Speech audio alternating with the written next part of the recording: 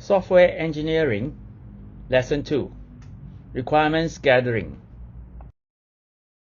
The scope of this lesson is as follows: the requirements discipline and its activities, functional and non-functional requirements, requirements gathering techniques, and lastly, structured walkthrough.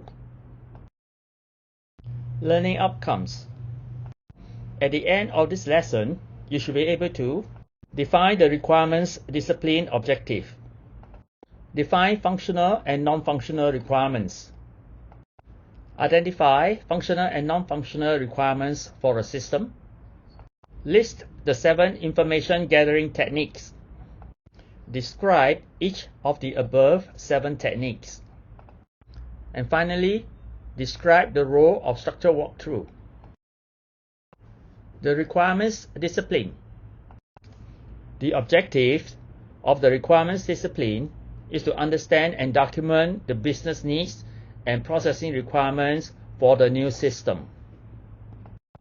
In this discipline, the project team will have to build various models based on fact-finding and investigation techniques. Throughout the duration of this discipline, the focus will slowly shift from defining what the business objectives are to realizing these objectives.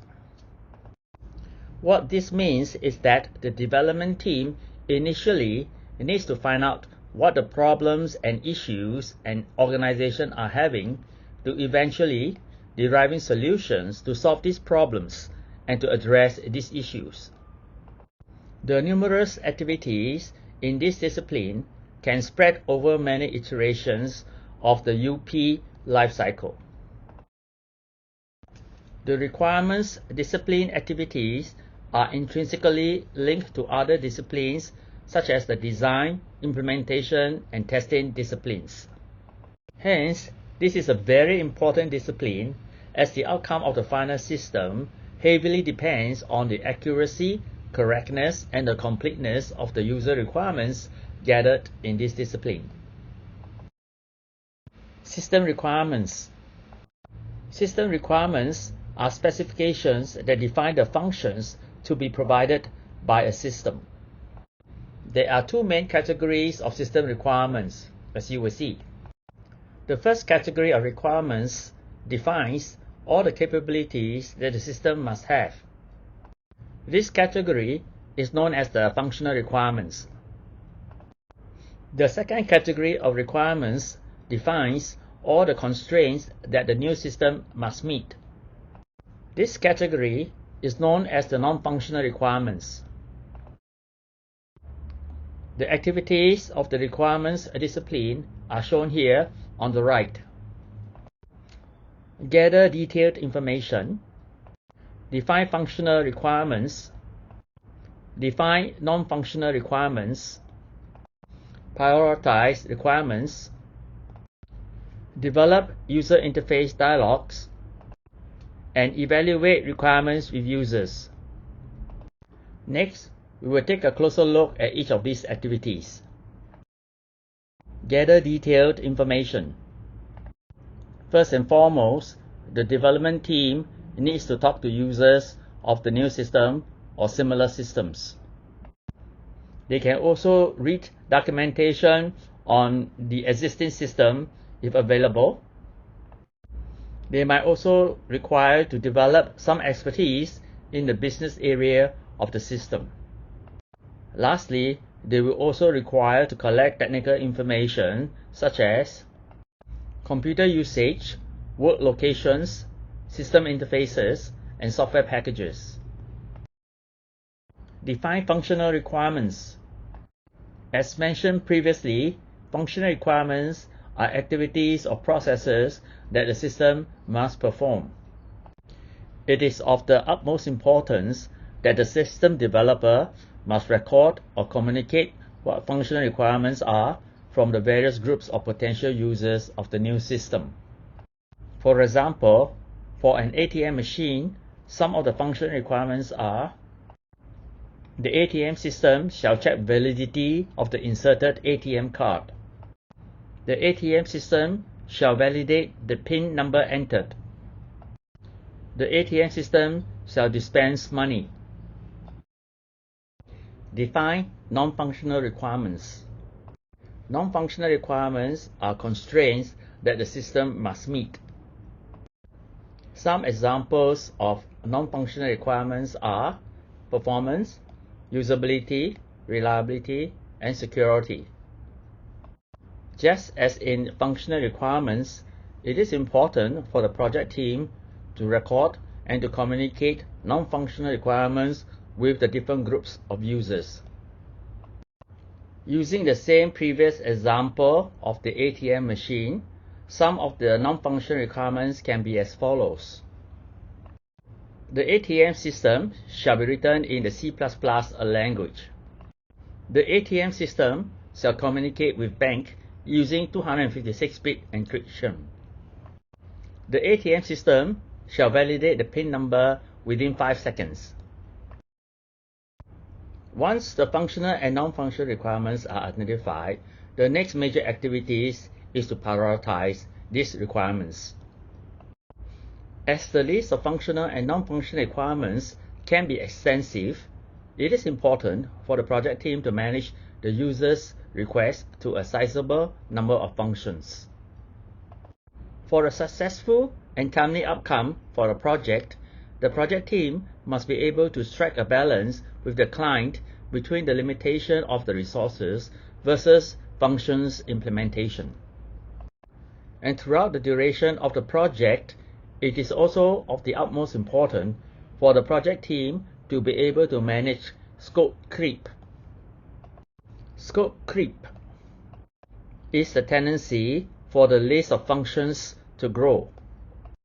And scope creep can adversely impact a project because it can lead to cost overruns, and it may also cause implementation delays or slippage. Prioritization of functions can help to manage scope creep. One very useful approach to clarify or verify or even to garner user requirements is to develop user interface dialogues. The system developers can use interfaces as a sensory bridge to elicit and document functional requirements. There are a few benefits to using this approach.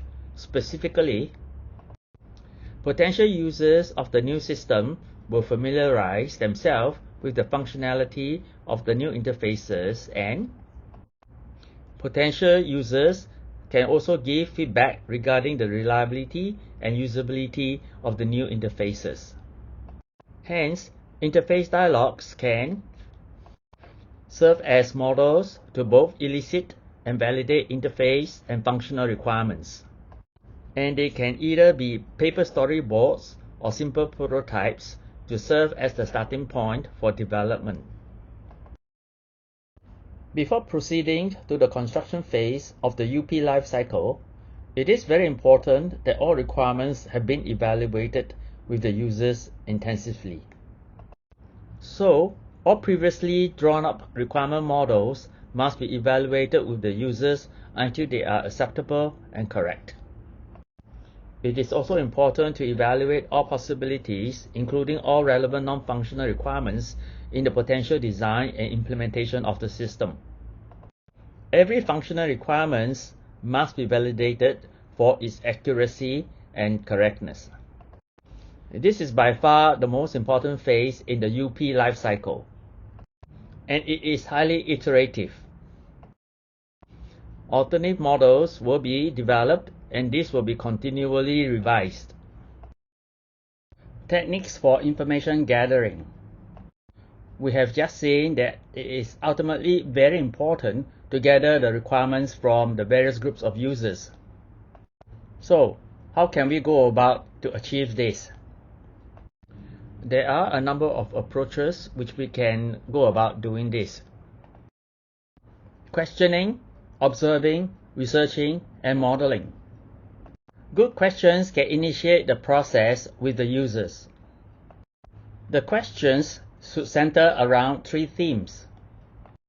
For instance, What are the business processes involved in the organization? How are these business processes being performed? And what information is required in order to fulfill these business processes? There are several techniques that falls under the 4 approaches of questioning, observing, researching, and modeling. These are review reports, forms, procedures, descriptions that are available. Conduct interviews and discussions with the various groups of potential users. Observe the various business processes that are currently available in the organization. Building effective prototypes. Distribute and collect questionnaires. Conduct joint application design sessions. And research vendor solutions. So, once all this information are gathered, what are you going to do with this? All this information will have to be documented somehow. As they say, a picture is worth 1,000 words. One of the most widely adopted approach to document this information are to build models. The relationship between information gathering and model building. As seen in the previous slides, we can use various techniques such as distribute questionnaires, interview users, review existing documentation, observe business procedures, as well as research vendor solutions to gather the various information required for the system. All the information that are gathered from the various numerous sources are to understand the business and organization constraints, procedures, and functions. To document all this information effectively and accurately, there are a number of requirement UML models that the system analyst can employ to communicate this with the various groups of stakeholders in the information system project. You will get to learn some of these UML requirement models in later sessions. Next, we will take a look briefly into each of these information gathering techniques to see the pros and cons and when would be the appropriate situation to use each of them. Review existing reports, forms, procedure, and description. Reports, forms, procedures, and descriptions are available from numerous various sources. You can obtain them from internal existing business documents and procedure descriptions. You can also obtain these from other companies and professional organizations, or from industrial journals and magazine reporting best practices. You will have to use your initiative to research and seek out relevant sources. Review existing reports, forms, procedures, and description. One of the pros of this technique is that it will allow the system analyst to have a better understanding of the organization before meeting up with the various groups of users. And one of the cons is that the documents acquired may not match up with the actual current operations and may be outdated. So, the system analyst would have to bear this in mind when referencing these documents, forms, and procedures. This technique will be best used during the initial stages of investigation when the system analyst is unfamiliar with the organization. Conduct interviews and discussion with the various groups of users.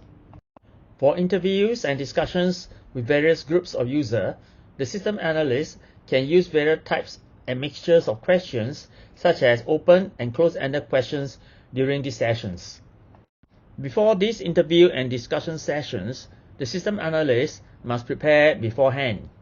Each interview and discussion session is broken up into 3 phases. The first phase is the preparation phase. The system analyst will have to identify the stakeholders, understand the business, and book the venues before the interview or discussion session. The second phase of the interview session is the enactment or the execution phase. He or she would then have to take notes, clarify any doubts from the preparation during the interview sessions. The third phase is the follow-up phase. After the interview, the system analyst will have to confirm the notes taken during the interview, and perhaps to send a thank you note as well. So, what are the pros and cons of conducting interviews and discussions with the users? One of the pros is that personal contact will allow further probing with faster response time. One of the cons is that it is fairly time-consuming and requires further rework on the interview information gathered. Hence, this technique is used when in-depth information is required on new or existing system. One useful technique to understand an organization's business processes is to actually observe these processes in action. The information gathered on these processes can be documented using workflow diagrams such as activity diagrams. These activity diagrams can identify activities corresponding to organization business processes or procedures. They can also be used to highlight relationships between these activities. On top of that, they also show the personnel that are responsible for these activities. The pro for this technique is that the developer can gain first-hand experience on system operations, hence allowing validation of information and business performance. The con is that it can be fairly intrusive, especially when confidentiality is an issue. Hence, this technique is best employed when gathering quantitative data about the business and for validating conflicting information. Building effective prototypes. What is a prototype?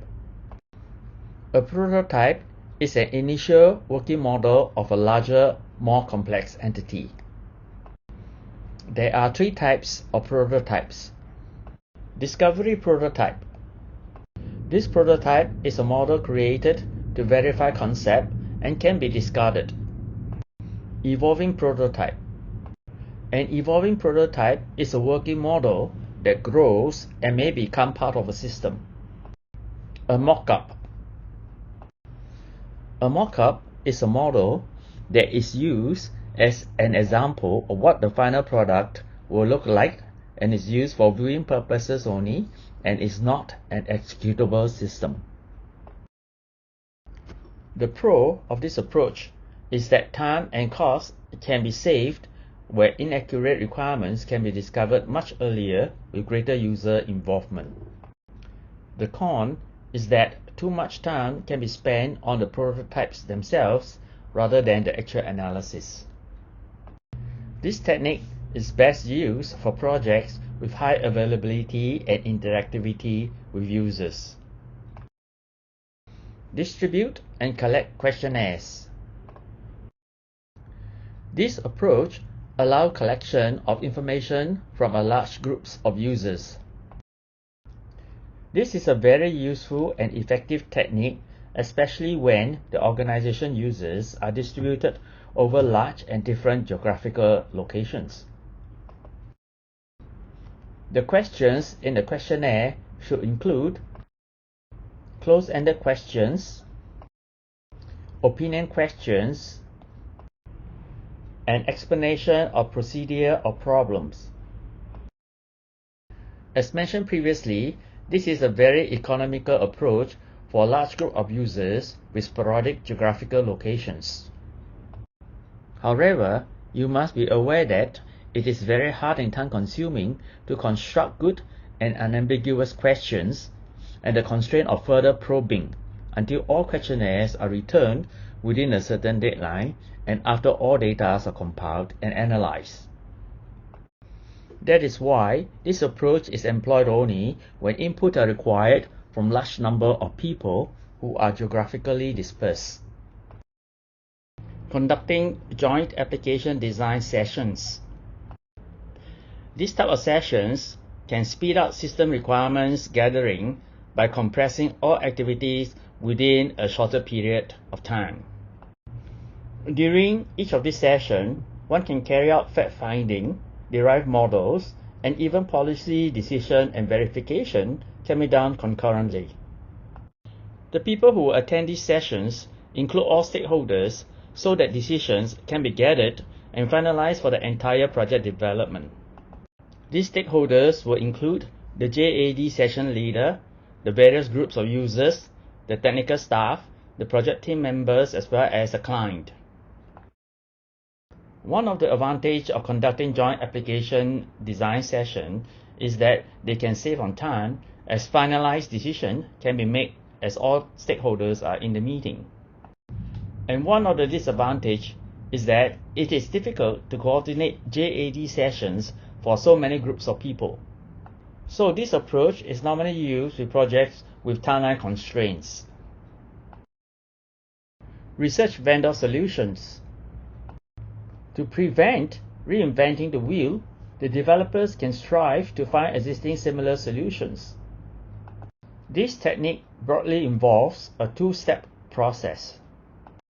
Firstly, one must develop a list of providers from various sources. These sources can be from directories, recommendations, journals, magazines, and trade shows. Once this is done, one can proceed to research the details of each solution to find the best fit similar solution, which can be customized easily. A pro of this approach is that it provides a platform for learning from past experiences. A con is that insufficient analysis may lead to buying a wrong product. This approach is only suitable when the features to support the business is general and nothing too specific. And finally, we are going to look at a specific technique called structured walkthrough. A structured walkthrough is a static review or testing technique. It is performed in an organized manner between a group of peers to review as well as to discuss the technical aspects of the software development process. Hence, the main purpose is to ensure that the various models derived are correct. This is to review findings, review the models based on these findings. The objective of this is to find errors and problems. This technique is an alternative to developing costly prototypes. Another alternative is to use mathematical models if feasible. Let me emphasize that this technique is for error detection and not for error correction. We have now come to the end of this session. Let's summarize what we have covered in this session. We have looked into the activities involved in the requirements discipline. These activities are: gather detailed information, define functional and non-functional requirements, prioritize user requirements, develop user interface dialogues, and evaluate requirements with users. We have also examined the 7 primary techniques for gathering user requirements together with their pros and cons. Finally, you were introduced to the structured walkthrough technique as a means to ensure the correctness of the information and models derived. If you have any comments or queries, do feel free to post them. Thank you for your time in viewing this lecture. Do subscribe to this channel for more lectures in future.